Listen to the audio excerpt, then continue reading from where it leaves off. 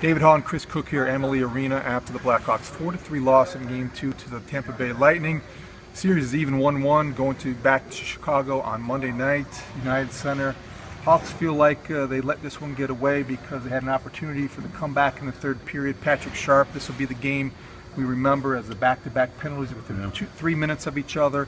On the second one, after the second one, the power play, Jason Garrison converts. The shot ricochets off the Jardin's stick, goes past Corey Crawford. It's 4-3. That's the game. Entertaining hockey game, though, yeah, wasn't it? I mean, just great. Up and down the ice. Yeah. Kind of what we expected when we first talked about this series, that both teams would open it up. They did. They went full throttle.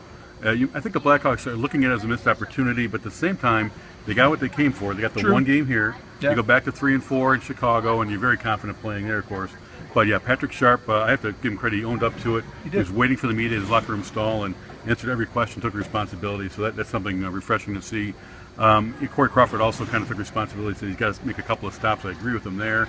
He's got to be stronger if the Hawks are going to go deep in the series. Joe Quenneville was asked about Corey Crawford after the game, and he said he's just okay. That's code for not good enough. That's Q-speak for get better. Get better soon. And I think the way that Patrick Sharp stepped forward after the game was what you expect from him, what you want out of a veteran. They've got to do that on the ice, though, because, Chris, through 2 games, their secondary scoring and their fourth line, that's all great stuff, and it's really good to have.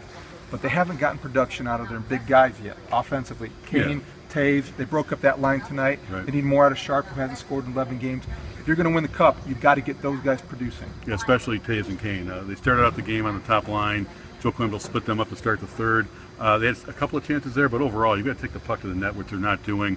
Patrick Kane is not finding the time and space. This is the kind of game that he loved. He would thrive in, kind of up and down, but he really didn't have any terrific chances. That's the focus, I think, for the Blackhawks going into Game 3 is get your big guns going. It's nice to have Haugh and scoring goals and Teravainen. How about Tavo? Tavo looking like Patrick Kane on the power play goal, finished cold goal on that.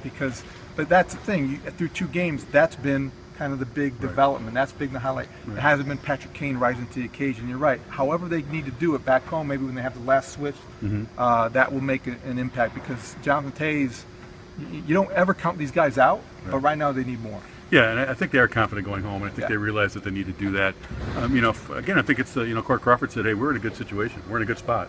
You wanted to win 2, you didn't get there, but at this point they still have an edge in the series, and I think they're probably, I still pick them winning in 6. I could see that, but I think they see the Lightning have a lot of talent, and when they skate hard and fast, they can make some plays. And they played pretty good defense tonight. So the Hawks get what they came to Florida for. They got a victory in Game 1. They lose tonight, but they go back to Chicago. 1-1 will be there Monday night at the United Center. For Chris Cook, I'm David Haugh on ChicagoTribune.com.